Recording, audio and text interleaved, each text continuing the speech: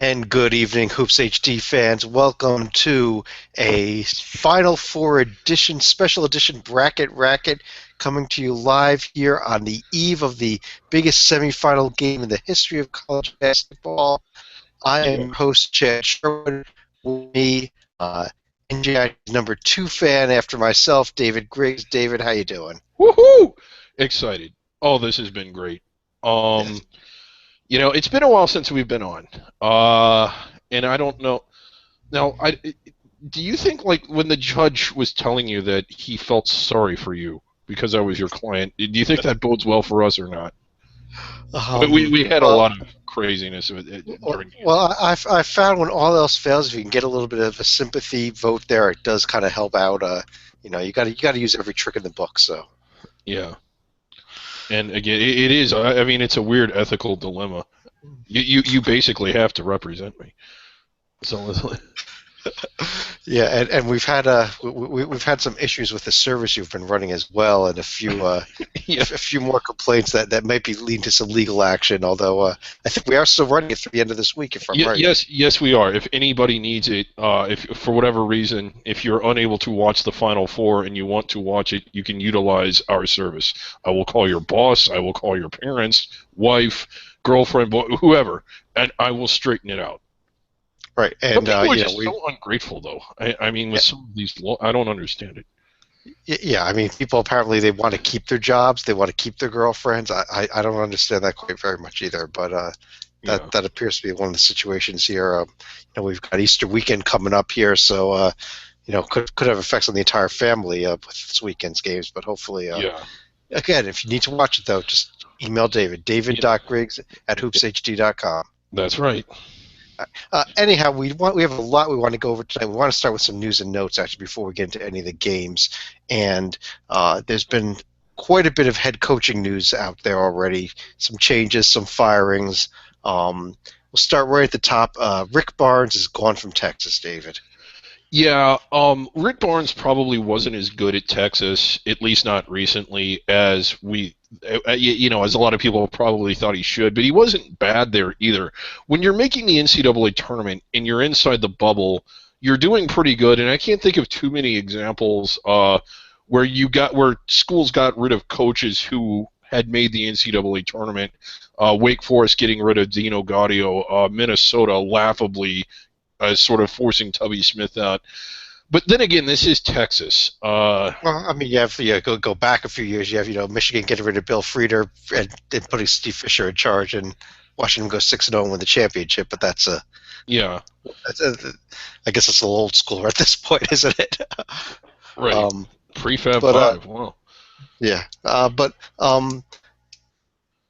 with Rick Barnes, it's not a question here whether he was successful or not, in my opinion. It's the issue here that we're talking about Texas. I mean, a school that has its own television network, a school that is probably the biggest moneymaker in all of college sports. If it's not, I'd be shocked.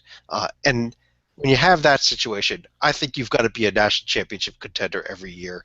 Right. I think Texas wants the success of a Kentucky or a Duke or a North Carolina. They haven't been that. No, they haven't. He's been the one Final Four. I mean, again, he's had a decent career, a pretty good career, just not a great one. Went to a Final Four, went to multiple NCAA tournaments. He'll land on his feet. From the sound of it, I believe, is this official or is it just the rumor that he's landing at Tennessee?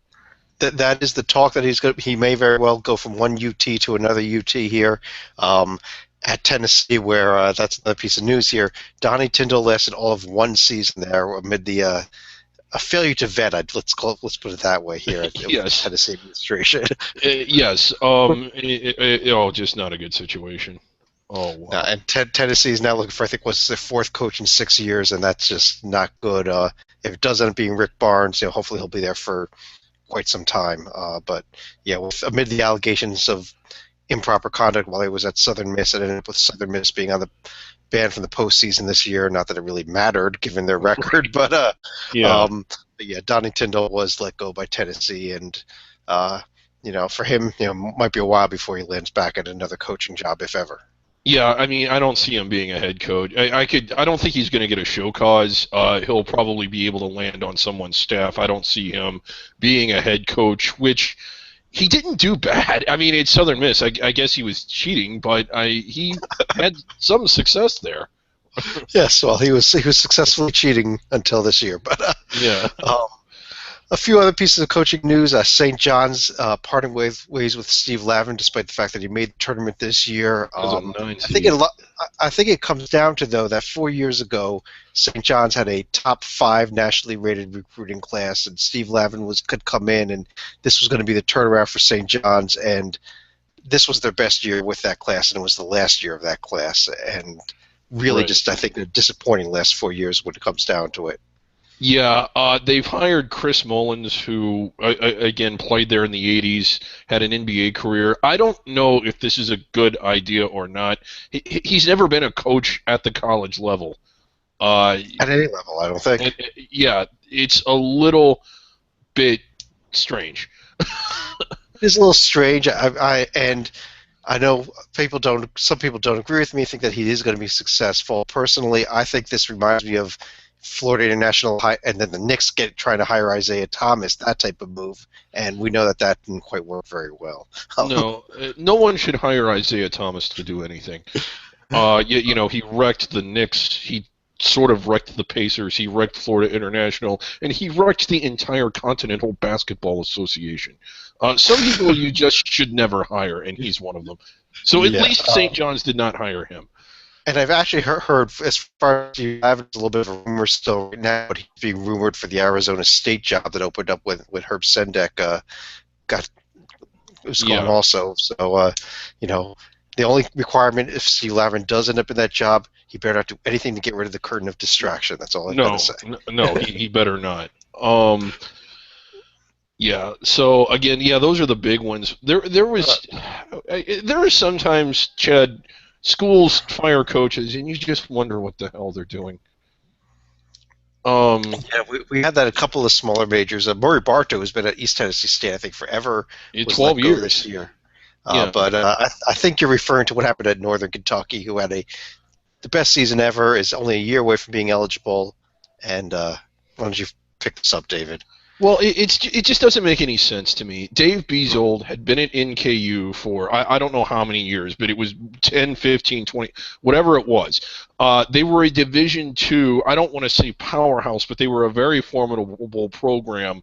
I believe it was 3 or 4 years ago, the year Bellarmine won the national championship. The way Division II works is the regionals are just that. So if Division One were set up like Division Two, there's no way Louisville and Kentucky would ever be in the same Final Four because they would be in the same geographic region.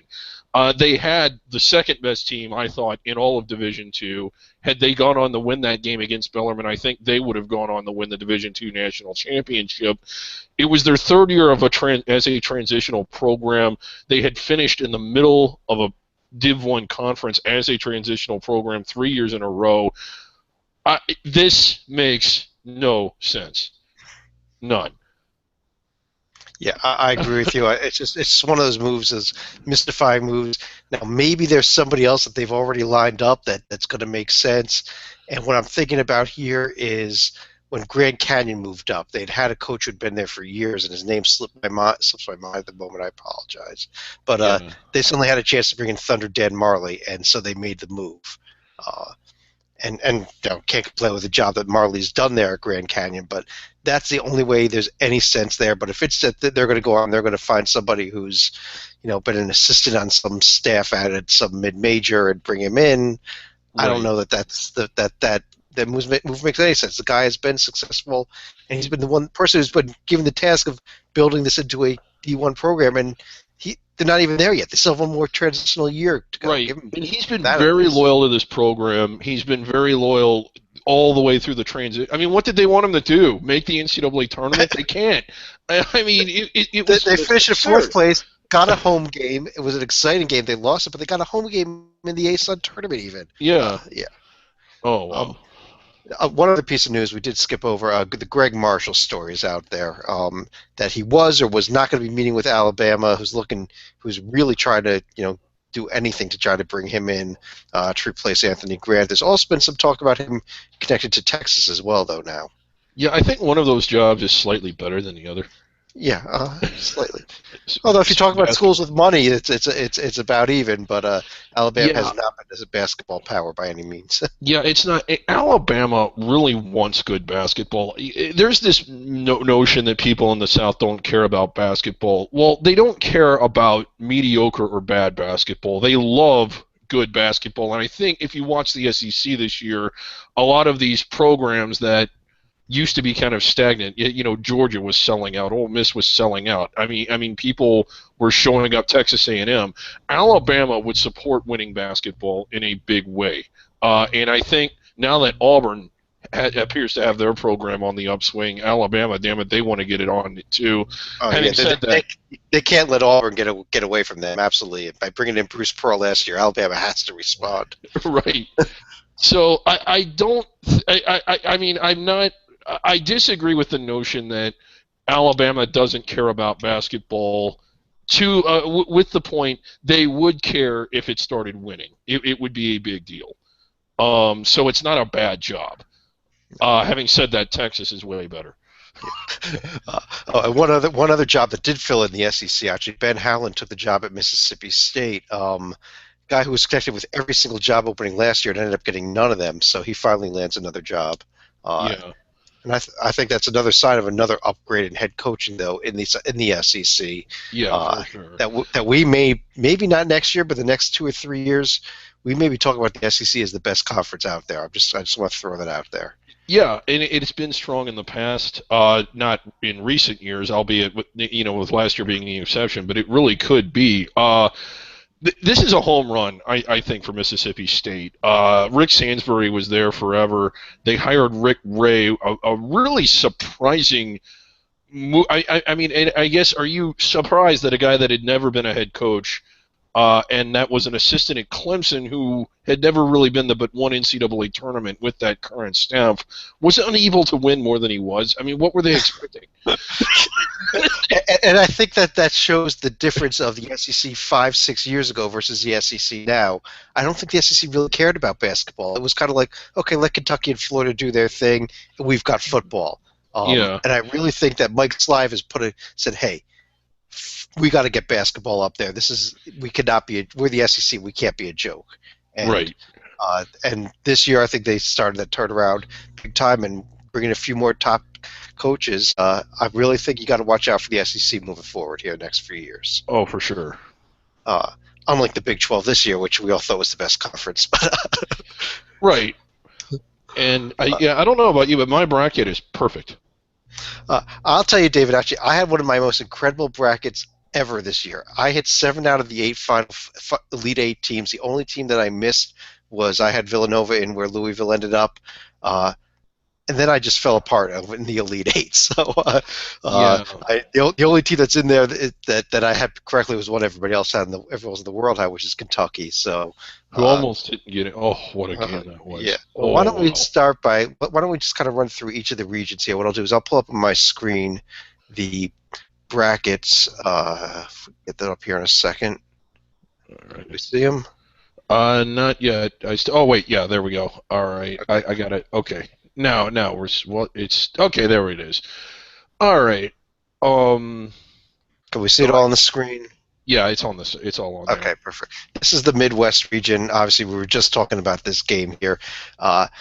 Let's talk about the regional semifinal first here. Kentucky, West Virginia. West Virginia came in and said they were going to beat Kentucky. And I Didn't believe quite them. work.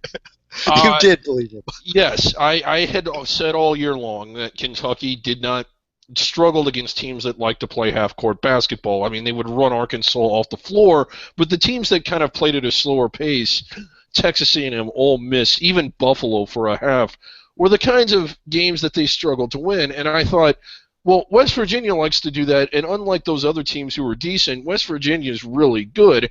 I think West Virginia is going to win this game. They did not Yeah, win it. They did not. the biggest blowout in the Sweet 16 history, and it was Was like I it think really? yeah, it was ugly, ugly, ugly. It uh, was 50. It was 18-2 at one point. It was 50-19 at one. It was ridiculous. It was 78-39 at one point. Oh, and that was actually the final score. Yeah, Yeah. that was ridiculous. And then on the other hand, Notre Dame then comes in and gives Kentucky a hell of a game. I really thought they had it won. I really I, did. I did too. And what's crazy, Notre Dame, a good outside shooting team, did not shoot the ball well at all from the outside in this game. If they had they just shot mediocre instead of just awful, they win this game. They almost won as it was. Tremendous effort from Notre Dame all throughout this tournament. I mean, we had watched Notre Dame and we had liked them, but what a month they've had. They win the ACC championship. They get to the Elite Eight, and they gave Kentucky clearly the biggest scare they've had all year from Yeah, anyone. Notre Dame absolutely proved that they deserved at least the 3 seed that they'd end up getting. Maybe even deserved more than that the way they played. Hopefully next year they'll actually schedule somebody non-conference and even Yeah. be better than this, but we'll see. But I want anyhow, to applaud, the Kentucky Cincinnati. This region, when you look at the round of 32, gave us a lot of games between teams that don't regularly play but should always play. Kentucky and Cincinnati separated by 80 miles. A lot of overlap in the fan base, a lot of dislike, yet they never play. West Virginia and Maryland should play. I mean, that was kind of a football rivalry for a while, but they don't regularly play. Butler and Notre Dame should always play, yet because of the crossroads being Indiana and Purdue, they're never paired against each other, and they don't play. And then, of course, Wichita State and Kansas. That's the one that we have wanted for forever, and I think Wichita proved that they are worthy of a game against Kansas. moving on from that, Kentucky, West Virginia, and Kentucky, Notre Dame, those are teams that should be considering playing on a fair, maybe not every year because Kentucky can't play everybody, but I mean, you're talking about neighboring states there as well. Yeah. And again, they do play occasionally, whereas Yeah. Cincinnati, they just never, ever play. I think they've played since 1983, less than a handful of times, maybe 3 or 4 times, always in the NCAA tournament. There is a story here. I don't know all the facts of it, but it was the slowdown game where Cincinnati just held the ball, and I think the final score was 23-11. Back in '83, the pre-shot clock era, and Kentucky just said they'd never play or schedule Cincinnati again, and they haven't. Well, they are Kentucky, so they can do what they want. So, Right. uh, as UTEP really knows very well. Yeah. But we won't get back into that story. Let's move on to the next region here. We'll move on to the West region. So we scroll the screen up a little bit here, and this is the region that's put Wisconsin into the Final Four after. Again, they looked really good against Arizona. I was actually really impressed with them. I mean, Arizona kind of was in there the whole way, but you Mm. never got the feeling that Arizona was going to make the running and get them. Right, you didn't, and it was a really good game. This Wisconsin team is superb. Mhm. Um, they weren't really I mean, they didn't get a monster road win the way that the other number one seeds got, and I think that's why we didn't put them on the one line, although we knew the real committee would. But they've looked great all throughout this tournament. Oregon hung with them a little bit, but in North Carolina really played well for most of the game. But Wisconsin's looked as good as anybody, minus maybe Kentucky against West Virginia. Yeah, really, the other two stories that came out of this region, one was a Xavier run, and this was a Xavier team. We were talking about how well they were playing heading into the NCAA tournament. Yeah, I mean, they didn't really pull off an upset, but they gave Arizona a game, and they, were able to get by Ole Miss and by Georgia State. And of course, the yeah, other story was Georgia State itself with that huge upset win in the first round, in the round of 64 over Baylor. yeah. Uh, That was surprising simply because Georgia State, not really since November and December, hadn't looked like an NCAA tournament at large caliber team. We thought coming into the year they would be, so I guess they had it in them. But you watch them play in this tournament, even in the game they lost against Xavier, and it's like, my God, you wouldn't have been, you may have been an 8 or a 9. You could have had a much more manageable road had you played like that all year. Their and a schedule. little, Oh, go ahead. Sorry, I was just going to say a little news out of Georgia State today that R.J. Hunter, their best player, did announce for the NBA draft, despite the fact that his father is his head coach. He's not going to come back for his senior year. So, Yeah. They'll still be one of the better teams in the Sun Belt. Probably not as good as they were at the end of this year, but that was a good story. And they were right in there with Xavier. I mean, really, the under 8 timeout, I think it was tied. yeah, I believe it was. Yeah. Um, the Let's move on to the East region here. This was the region of the most upsets, obviously, and we've got a 7 seed for the second straight year in the Final Four. Last year, of course, the 7 seed won it all, but this year, we'll see if that happens again. But Michigan State won just a great game over Louisville, probably the best game of the weekend. Well, Yeah, it really was. maybe the Kentucky Notre Dame was best, but the second best game of the weekend. Yeah, and again, one of the biggest surprises, it isn't that I didn't think NC State was good. It's that I thought Villanova was great. I mean, they were a team that I would have not surprised me if they won it all, and they just got out there and could not score. They couldn't hit anything, and they were really behind that entire game to NC State. And I'm almost as surprised by that as I am by anything else. Louisville had a really good tournament. I thought Irvine was going to beat them going into the game. I just thought it was a bad matchup for Louisville. They almost did.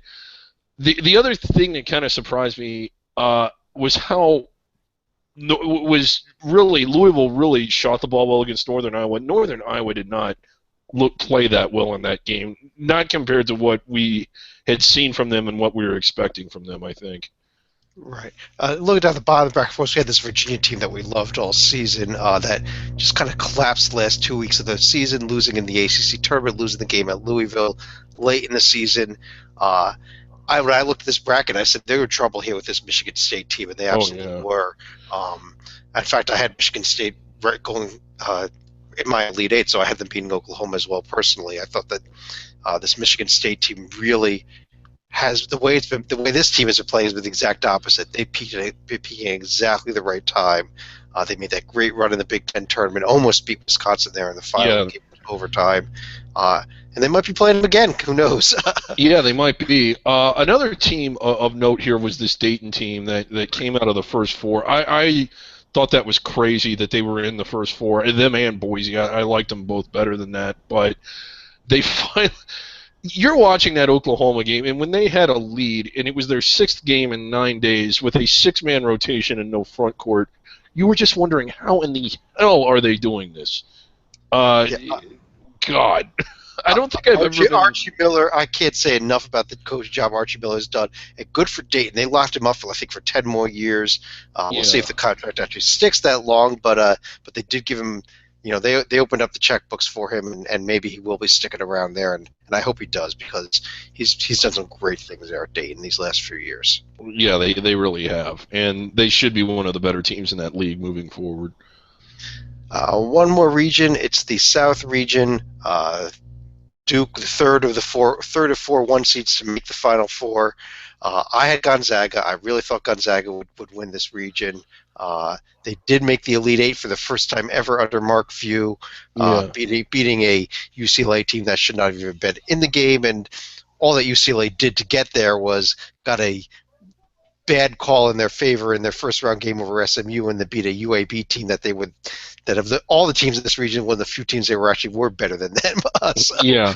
uh, Um, this in and again, one of the narratives that really bugged me was like, well, UCLA's in the Sweet 16. I guess that showed they belong. No, it didn't. UCLA could have won it all, and I still would have said they didn't belong because it's not based on what you could potentially do. With that logic, a team that missed the playoffs in football could be allowed to play in the Super Bowl, and if they win, you can say, well, see, they belonged. No, I mean you get into this tournament based on what you do during the year. UCLA didn't do anything, so I the agree. fact that they won, in my opinion, because they did get so far, it's an even stronger argument that they shouldn't have been there because they shouldn't have even been afforded that opportunity. Yeah, no, they did not belong. I agree with you. They're the one team that I adamantly feel the committee made a huge mistake on. Um, the other thing in this region, though, I want to mention is this UAB team. What a great story for UAB, who's had all the trouble with their football program.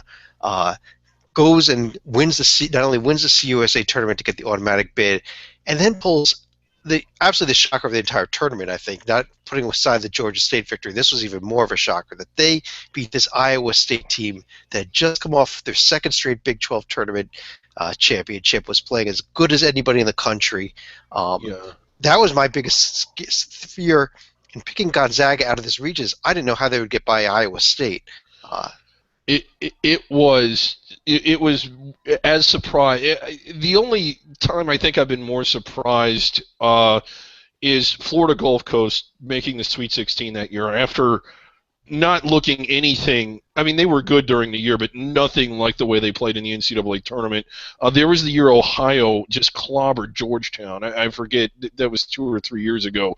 Like a team that was 9-7 in conference play, and this UAB team played out of their minds, and they have Mhm. not played that well in about 10 years. It was I could not believe it. And it is a good story. They have a lot of young players. Their future would be bright if they knew what conference they were going to be in, but they're having trouble putting together a schedule now, from what I understand, simply because they don't know what conference they're going to be in.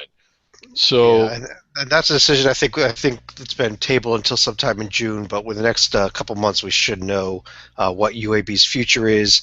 And I don't think they're going to be staying in Conference USA. I think the bigger question is, are they out next year, or do they get one last season in the conference? I think that's right. what's going to come down to. And But I think yeah, they I do. mean, I have heard. I'm sorry. Go ahead. but yeah, but it was one of the bigger surprises of the entire tournament. Yeah. Well, so David, we've got our final four sets starting Saturday. Let's pull it up right here in Indianapolis. Uh, Kentucky versus Wisconsin, Michigan State versus Duke. Michigan State Duke, a rematch of a Champions Classic game back from November 18th, which also the other game of that was Kentucky Kansas. So 3 out of 4 teams from that Champions Classic back in November. Uh, as you like to say, watch those November games. Yeah, Preview of one of the national semifinals there, and the other national semifinalist is also in that tournament. right. Uh, but anyhow, Michigan State, Duke, Kentucky, Wisconsin. Let's start with Kentucky, Wisconsin. Who do you like? I can't. After watching what they did to West Virginia, I just can't pick against Kentucky. I thought Wisconsin is exactly the kind of team that Kentucky would not beat. But after seeing that, how do you? They clearly can beat a team like Wisconsin. I think it's going to be a really good game, but I just think Kentucky can go to another level that Wisconsin cannot go to, and we saw that. In order for Whiskey to win this game, Kentucky will not be able. Will have to play a game that's below their best. I'm not going to agree with you here. I don't think that Kentucky's going to have any trouble at all. I'm predicting a blowout. You think I just so? think with a full week to prepare here and the stage that we're on, this is the game that Kentucky rolls. The championship game, I think, might be a different story, but I think Kentucky is the one that rolls in this game. The second game, Michigan State Duke, I expect a dogfight here the entire game. I I really do think Michigan too. State's playing so well right now. In the end, I think Duke is going to find a way to pull this out, though. hmm I do too, and that sets up the storyline between Duke and Kentucky. The TV crew, I mean, they were going to love that. It'll probably be one of the higher rated games. I know Butler Duke a few years ago was the highest rated one since 1989.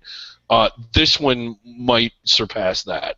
If you have That if you have Kentucky Duke, I think it will surpass it. I don't know that there's anybody that's not going to be watching that night. right. Uh, in the end, David, because all the teams that I originally predicted are all gone at this point, I'm going to call the upset. I'm going to call Duke to win it all. I agree. This Really? is a Duke team that has won. You have to kind of look at it below the surface. They won at Louisville, had a much easier time doing it than Kentucky. They won at Virginia when Virginia was at full strength. This is a team who, at least when you look at what they've done, they have probably won more hard games than Kentucky. Now, that doesn't mean they're better than Kentucky, but they beat a pretty good Gonzaga team pretty convincingly the other night. Let me throw something out here. Let's say Kentucky does win these next two games, finishes 40-0. No team has ever been 40-0. No team's ever won 39 games in a season. No team's ever been 38-0, which they've done now. No Yeah. team's ever won more than 38, which they could do by beating Wisconsin. Uh, if they finish 40-0, do we have to talk this Kentucky team this year as one of the greatest teams of all time? Of course. I mean, they're the first team, maybe not the greatest team of all time, but there hasn't been a team this good in 40 years. 39, whenever it was. Of course they are. Are they as good as the UNLV teams from the '90s? Maybe not. Are they as good as the '76 Indiana team or some of those UCLA teams? Probably not. But they're certainly on the list as one of the greatest teams of all time. Well, remember, I mean, the best of those UNLV teams is the one that went into the Right. NCAA tournament undefeated, but lost. They didn't win it all. So Right. how can you Yeah. say that team is better than Kentucky if Kentucky finds a way to win it all? Right. Um, And you probably can't. and obviously, we're still 2 games away from that, and it's going to be Kentucky's 2 toughest games they've played all season. So by no Yeah. means are they there yet. Right. Um, Oh God, that would have been something had Notre Dame beaten them. Notre Dame in the Final Four, I think they would have enjoyed that. yeah, well, that would have gotten some TV ratings also, but Yeah.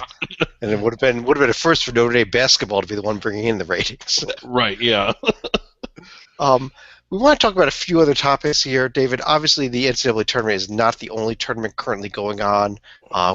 There is the NIT. If you want to talk about teams proving that they may have really belonged to the tournament, 2 teams that I think both got shafted the most were Miami and Temple. They're going to be playing in Yeah. one of the NIT semifinals tomorrow night.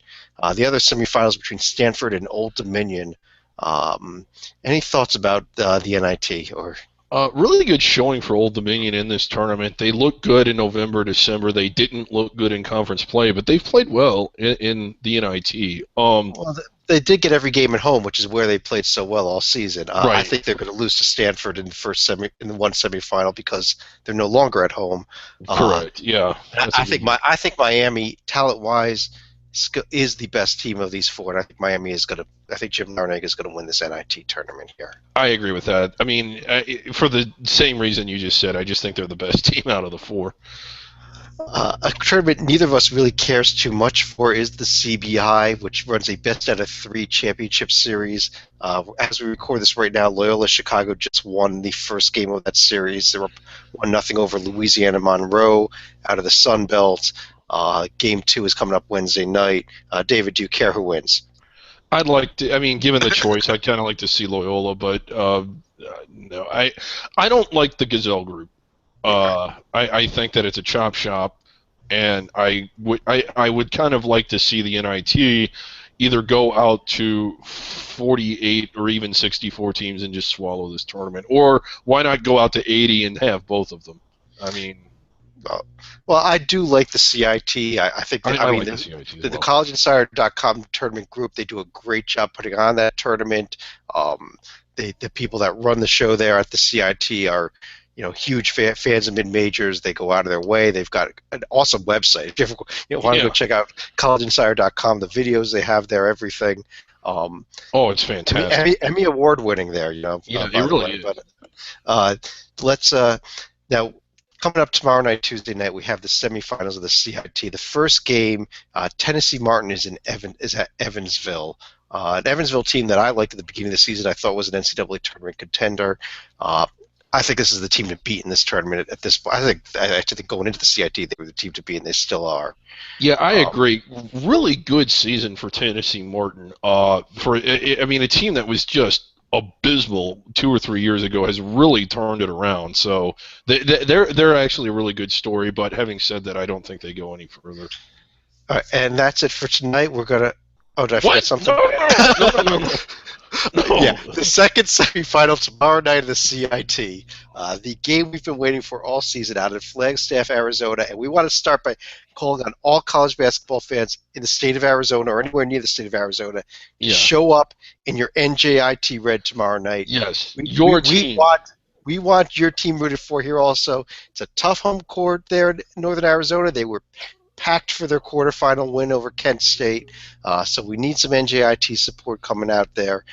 NJIT at Northern Arizona. David, your thoughts?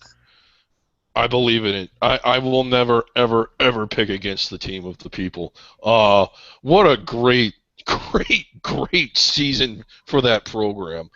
Wow. And let's talk about. I mean, in the CIT games themselves, New Hampshire, they got their first game, but then they played against this Cleveland State team that I think was a better team even than the Michigan team they beat on the road. This was a really good Cleveland State team they beat It really was. in their second game, and what a game it was. Kai Howard, with 30 seconds left, hit a three-pointer that hit the rim, bounced up 10 feet, rolled around. You thought it was going to fall sideways, and then somehow ended up rolling through the basket. Hmm. And absolutely amazing win for NJIT then. And then to come out and get Canisius in the quarterfinals and on Saturday night, and they were down. They were down most of that game. Yeah, And they were. stormed back. Hmm. Yeah, and it really was. I mean, it's been an exciting team to watch. The fans were great. I mean, they were just rammed in there. It was. I mean, there's quite a bit of buzz around this team. I'd like to see things work out for them. I don't. I know that they're looking at a conference. I know that the Atlantic Sun is probably not at the top of their list of leagues they'd like to be in, but the A Sun, with their membership down to 7, even though they're kind of a geographic outlier, I mean, they were in the Great West. Why not the A Sun? Uh, ASUN is still at 8, I believe, actually. Kennesaw State, the word I have on them right now is that they're only going to be joining another conference as a football-only member, and they're staying for all their sports at ASUN for oh, now. But okay, that could okay. change in the future. Okay, never mind. I'm mistaken then. I thought they were leaving for all sports. Yeah, no, I did take a look into that. And right now, the announcement is only a football. I think they're joining the Big South as a Big South, yes. football only affiliate member. So we'll see. Obviously, that could change though as we move forward. But yeah, NJIT really does belong in a conference. They've got a new facility that's been greenlit to go. And they're playing in a tiny little facility there. But the fans are there have been amazing. Oh, they have been all year long. I retweeted right before the game. Canisius's Twitter account came out there and said this was the loudest court that Canisius had played in the last 10 years. Yeah. With 1,500 people there only. Yeah, well, I mean, it's a bandbox. It really is. And those are the kinds of venues that can get very, very loud. But it's kind of the Metro Atlantic is full of places you would think would be exceptionally loud, like Manhattan and Iona and these smaller gyms. So it is kind of surprising to hear that from Canisius. But wow. Yeah. So anyhow, tomorrow night at Northern Arizona, it's going to be on CBS Sports Network. So tune in if you can't make it to the game out there.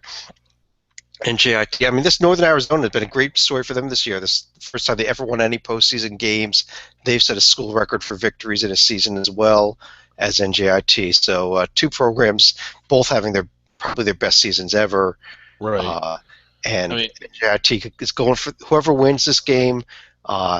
If it's Tennessee Martin that wins the other semifinal, it's been confirmed NJIT would actually host the championship game Thursday night. Wow. So we'll keeping an eye out for that as well. Yeah. Any other thoughts here? Any other comments we want to make before we call tonight, David? I believe we pretty much touched on everything. Again, we'll be back next week most likely, and then we kind of go in the off-season mode where we might only come on once a month, if that, to just kind of talk about scheduling and coaching changes and then other topics. But it's been fun. It really has all year long. It has. A little just comment head as we head into the off-season. I know we're still a week away from that, but as of the moment, and things could change, especially with UAB, no teams are scheduled to move conferences at all next season, and no teams are scheduled to join D1 next season as of yet, which would be the first time that I remember that there has not been a single move ever in the last 40 years, probably. Probably so. So we've been talking so much about realignment lately. We may have nothing this year. Obviously, it could change with UAB. Could change if Kennesaw State decides to go in all sports, and obviously if NJIT gets an invite. We'll keep on that as well.